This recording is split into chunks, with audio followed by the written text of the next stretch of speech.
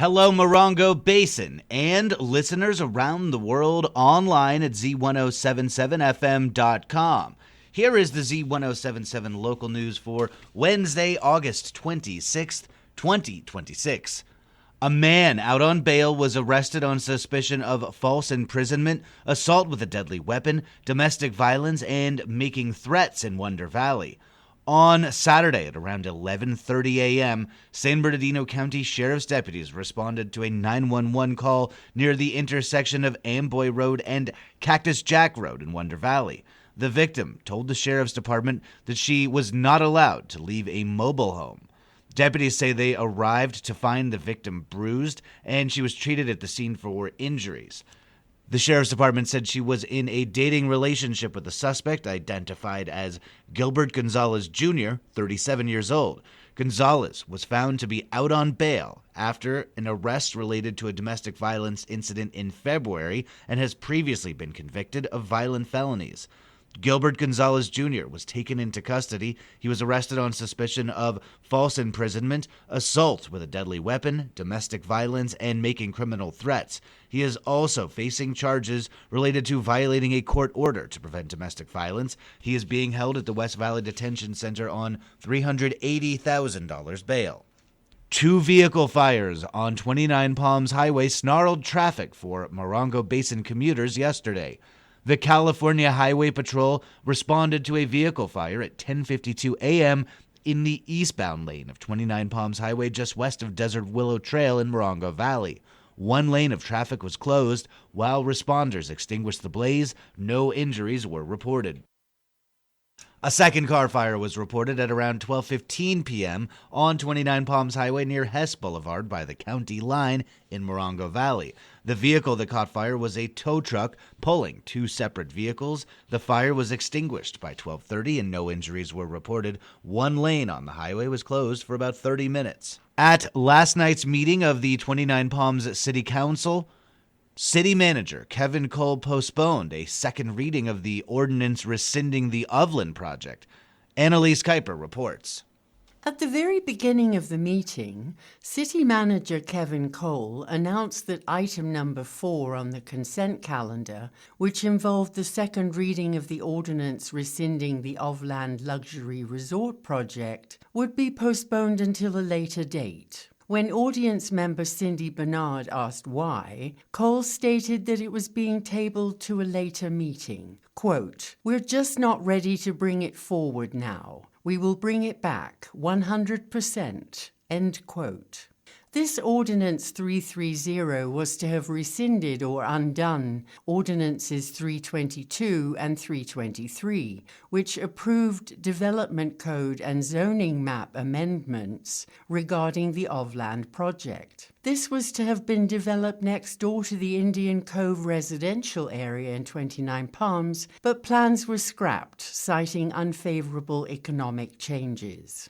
At the Planning Commission meeting last week, 4 separate properties were declared a public nuisance needing to be cleaned up. This week, the City Council discussed the expense of such a cleanup. The abatement and cleanup of 7535 Sherman Hoyt Avenue was used as an example, where the confirmed cost was $39,049.77. The city can recoup its expenses by recording a special assessment against the property. While a significant waiting period is likely, the city will eventually be paid back for the expense of cleaning up delinquent properties. Reach Out Morongo Basin is holding a Labor Day barbecue for seniors this Friday, September 4th, sponsored by the Simidaba Sculpture Foundation. Located at 6539 Adobe Road in 29 Palms, ribs and chicken are on the menu.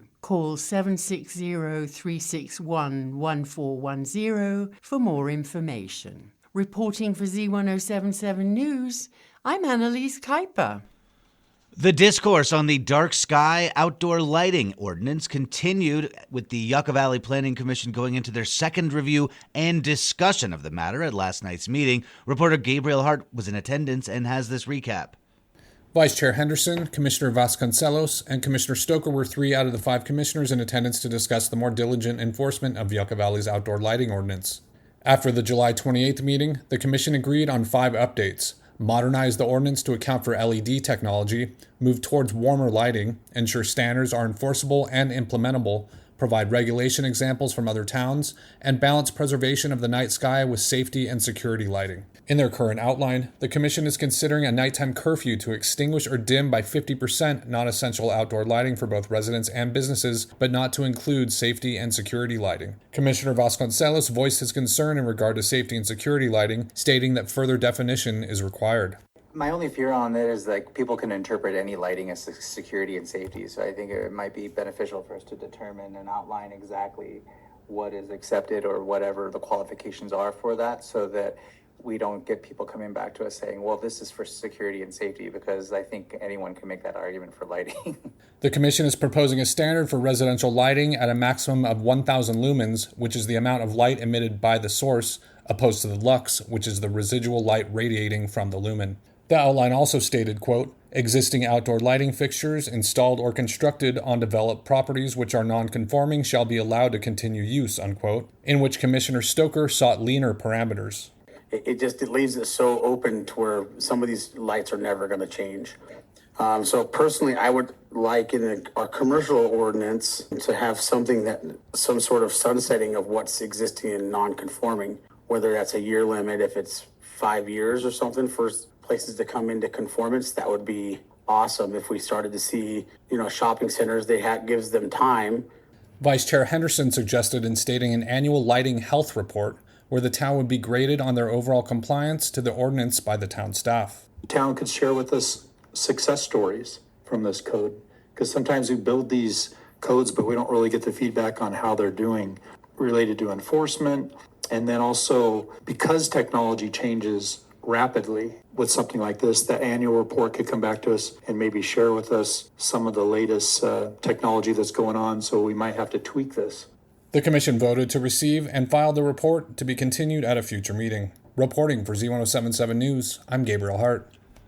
The High Desert Nature Museum is celebrating the centennial of Route 66 with the multi-sensory exhibition, The Journey is the Destination, 100 Years of Route 66. It's scheduled to open in October, but the museum is inviting collectors to participate in the exhibit. They are inviting the community to assist museum staff in creating a supersized road trip scrapbook album to commemorate the anniversary. The museum is looking for Route 66 related mementos, memorabilia, souvenirs, vintage postcards, and photographs for display in the exhibition.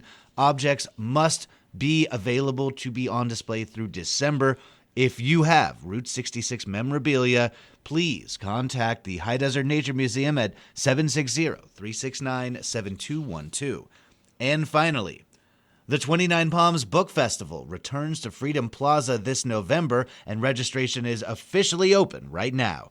It's free to attend the 4th annual 29 Palms Book Festival, and their website features that free registration along with a full schedule of events that includes more than 100 visiting and local authors. You can learn more and sign up at 29pbf.com.